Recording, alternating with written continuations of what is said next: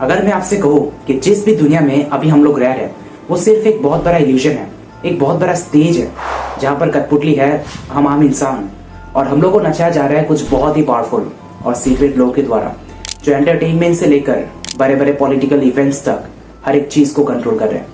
This video is going to be about the illuminati, so let's expose the truth and the conspiracies behind this secret society.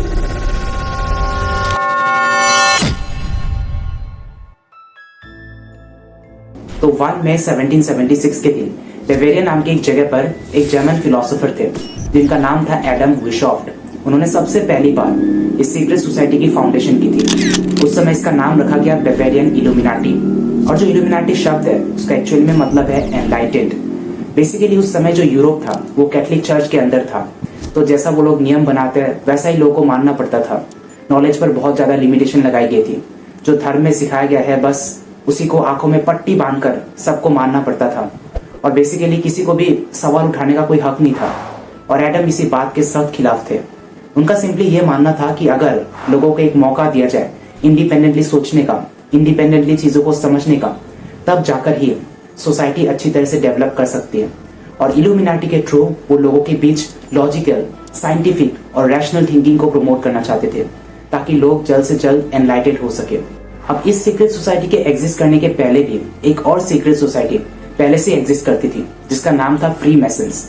Actually उस समय पत्थर को तोड़कर इमारतें बनाने वाले जितने भी लोग होते थे उनको स्टोन मैसन्स कहा जाता था, और उन लोगों का ये एक ग्रुप था। बेसिकली उन सबके जो आइडियोलॉजीज थे वो काफी हद तक इल्यूमिनाटी के साथ मिलते थे। वो लोगों के बीच ब्रदरहुड, चैरिटी जैसे अच्छे मॉरल वैल्यूज प्रमोट करना चाहते थे। तो एडम ने फ्री मैसन्स से अपने ग्रुप में कुछ मेंबर्स को शामिल करना स्टार्ट कर दिया ताकि इल्यूमिनाटी जल्द से जल्द ग्रो हो सके।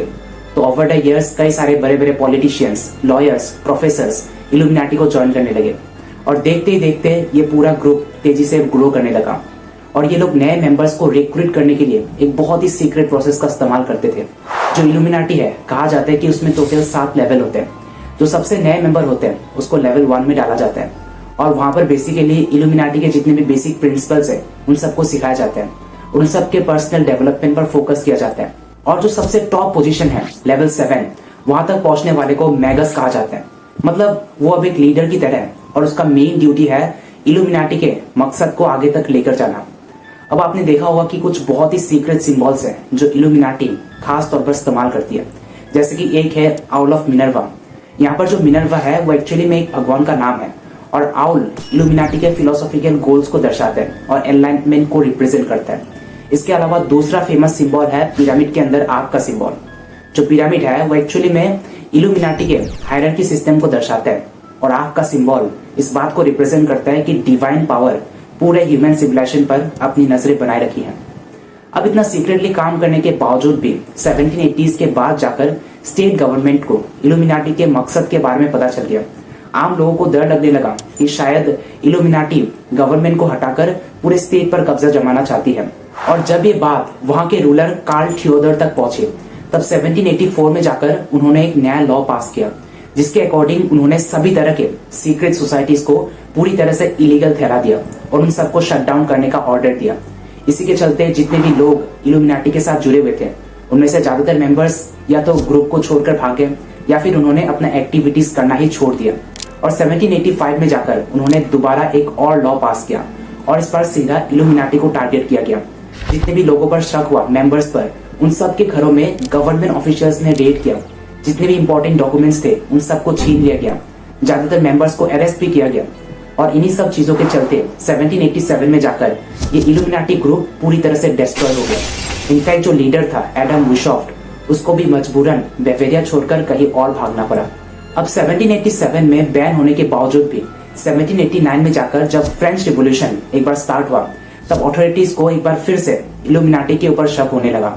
फ्रेंच रिवॉल्यूशन का असली मकसद था मोनार्की और कैथोलिक चर्च के पावर को चैलेंज करना, और देखा जाए यही सेम मकसद था इल्यूमिनाटी का भी।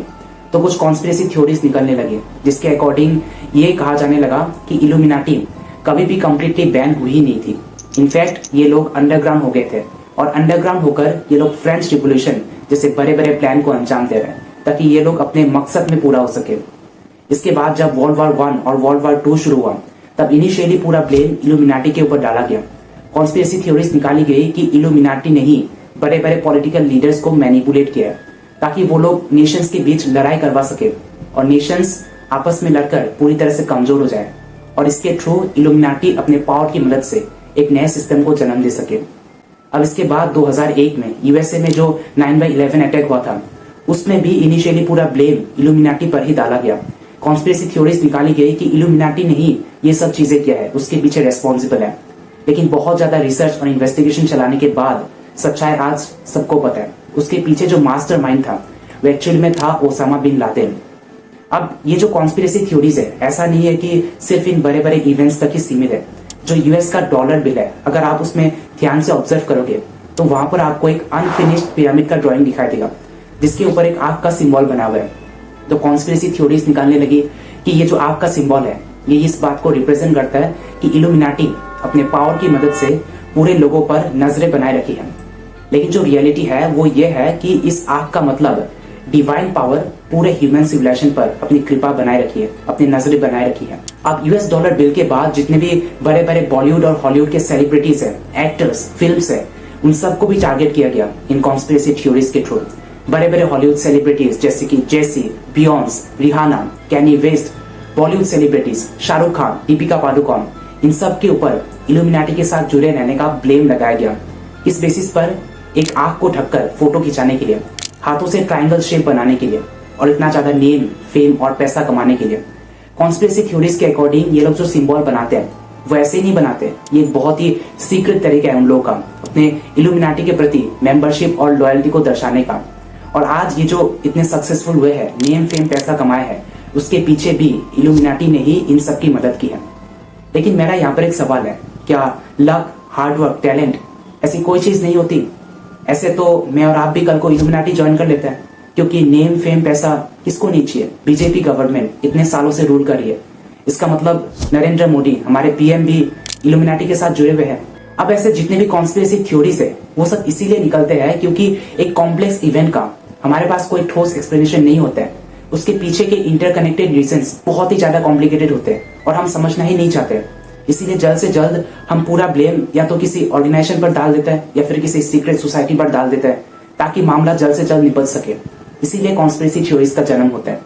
और आज के डेट में देखा जाए तो कितने सारे ऐसे देश है जिसके पास खुद के न्यूक्लियर वेपन्स है, लेकिन क्या वो अकेले पूरे दुनिया को तबाह कर सकते हैं, पूरी दुनिया पर राज कर सकते हैं? नहीं। तो बस कुछ गिने चुने इलाइट और पावरफुल लोग पूरी दुनिया पर अपना कब्जा कैसे जमा सकते हैं। बाकी कुल मिलाकर बात यही है कि इल्यूमिनाटी एक सीक्रेट सोसाइटी हुआ करती थी जिसको 1776 में बनाया गया था, लेकिन 1787 में जाकर ये पूरी तरह से डिस्ट्रॉय हो गया, बैन हो गया। और अगर आज इल्यूमिनाटी जिंदा है वो सिर्फ कॉन्स्पिरेसी थ्योरीज के थ्रू। बाकी आपको क्या लगता है इस टॉपिक के ऊपर? नीचे कमेंट में अपना ओपिनियन दे सकते हो। वीडियो पसंद आया लाइक कर देना और ऐसे वीडियोस के लिए इस चैनल को सब्सक्राइब करके रख सकते हो। बहुत बहुत शुक्रिया।